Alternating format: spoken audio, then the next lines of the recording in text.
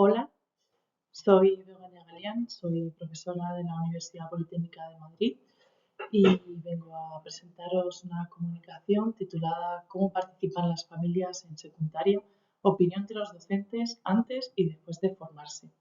Antes de nada, quisiera daros las gracias por haber elegido esta comunicación dentro del Congreso para haberla interesado por este tema y quiero recomendaros dentro de este mismo nodo otra comunicación que he hecho sobre esta misma temática, que es es una investigación que he tenido que dividir en dos debido a la extensión que nos limita el Congreso, pero que de alguna forma son complementarias. Los centros educativos deben actuar como una comunidad integradora entre todos los agentes que son educadores. Véase, pues, la familia, el propio centro educativo y, ¿por qué no?, la comunidad. Al final aprendemos de todo lo que nos rodea y los niños y las niñas más todavía. Vamos a centrarnos en aquello sobre lo que podemos actuar como profesionales, que abarcaría más bien pues, el ámbito de los centros educativos y la familia. Estos dos agentes deben actuar con corresponsabilidad, puesto que sus acciones afectan directamente a los niños y niñas. La familia, cuando hablamos de familia en esta investigación, vamos a hablar de un concepto muy amplio de familia, porque no nos interesa tanto quién componga la familia, sino de qué forma se hace la interacción con los centros educativos. Al final, es importante que nos quede claro que la familia influye en todas las etapas educativas, hay que tenerla en cuenta. Y bueno, en este caso nos vamos a centrar en educación. En educación secundaria, los jóvenes pasan por una etapa compleja de autodescubrimiento personal y social, y la orientación de su familia y del instituto va a cobrar una especial importancia.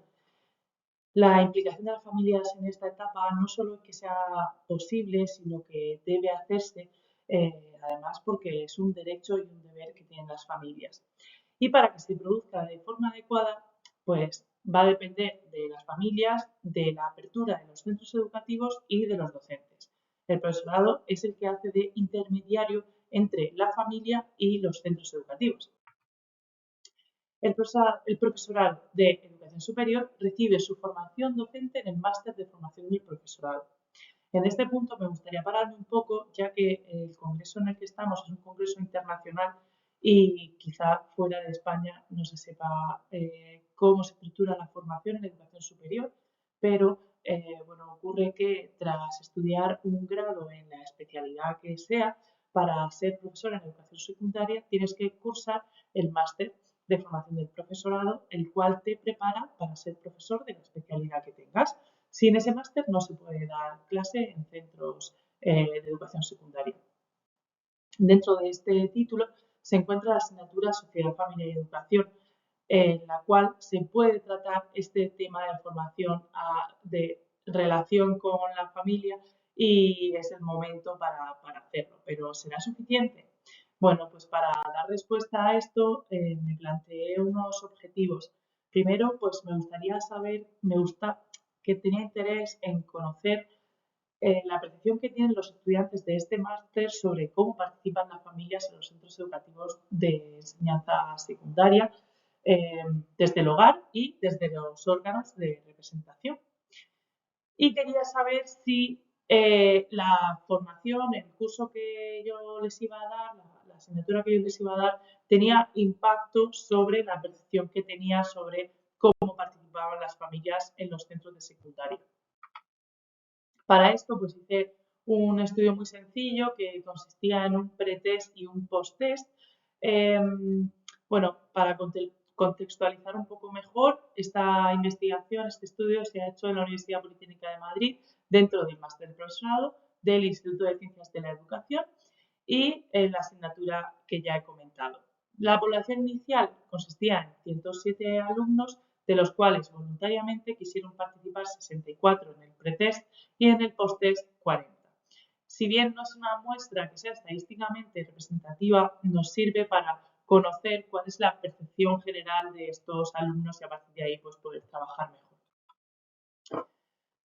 Dentro, o sea, el instrumento que apliqué era un cuestionario que ya se aplicó y se validó en una investigación anterior, en 2018, y bueno, pues consta de 11 preguntas, las cuales se responden con una escala tipo Likert de 4 niveles en las que se muestran desde nada de acuerdo a totalmente de acuerdo. Bueno, los ítems no voy a parar ahora mismo en leerlos porque los vamos a tener a lo largo de la presentación. La metodología, bueno, pues se comentó a los alumnos en clase el interés propio por recoger información en este sentido, sin avisarles de que luego había un post-test. Así que, bueno, pues recogí su información de forma totalmente voluntaria en un instrumento que era cuantitativo. Por tanto, pues la investigación, por las características que tiene, es no experimental y con un carácter evaluativo. El cuestionario se aplicó de forma online y totalmente anónima. La información que se recogió se volcó en un Excel donde se depuró, de ahí al SPSS, donde se aplicó estadística no paramétrica porque la muestra no reunía las características y descriptiva. Vamos con los resultados. Bueno, pues aquí os muestro una gráfica donde aparecen los 11 ítems que se han trabajado y para que tengáis un poco una idea, se ha establecido 2,5 como indicador umbral a partir del cual sería lo deseado de esa percepción. Bueno, pues resulta que solo hay 2 ítems que superan claramente este umbral, que sería que ellos perciben que las familias se interesan por la asistencia de sus hijos y que perciben la educación de sus hijos como un valor fundamental. En cambio, vemos que hay otros ítems que se agrupan en la parte más central, como los referidos a si les apoyan en las tareas educativas, si animan a sus hijos a participar en actividades que organiza el centro, si fomentan actividades culturales, aunque esta está un poquito más baja. La 6, que sería quien propone autonomía, la 7, que tiene un clima de estudio agradable en el hogar, y la 9, que habla también de que favorecen esa interacción educativa con sus hijos. Pero luego hay una serie de ítems, como son el 4, el 8, el 9 y el 10, que están pues bastante por debajo de lo que consideraríamos el umbral de lo aceptable. Bueno, destacar negativamente el que consideran que las familias no participan en la elección a representante del consejo educativo ni de la asociación de padres y madres de alumnos y tampoco apoyan la función docente. Vemos en la desviación típica, que es la línea naranja que hay por encima, que bueno, pues hay diferentes grados de acuerdo y desacuerdo con estas afirmaciones, pero en general pues podríamos decir que es un acuerdo normal. Tras esto se aplicó, bueno, hice la formación con estos alumnos y después de la formación les volví a invitar a que participasen en el cuestionario. Y los resultados fueron estos. Y es que hay un cambio bastante importante del pretest al posttest.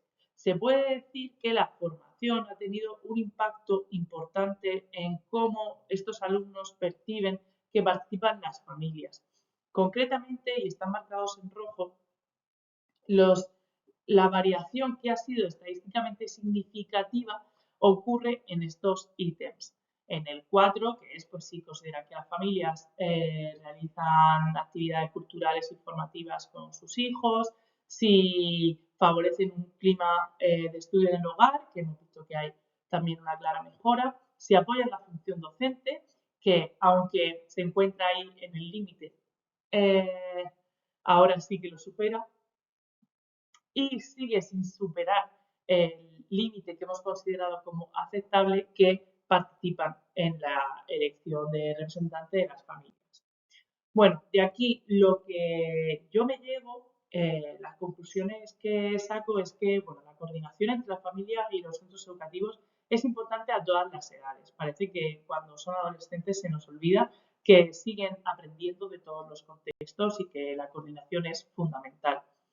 Luego, pues resulta curioso que no todo el profesorado está de acuerdo, está motivado con que las familias se impliquen en todo, porque al final lo que han hecho es reflejar cómo perciben ellos a las familias.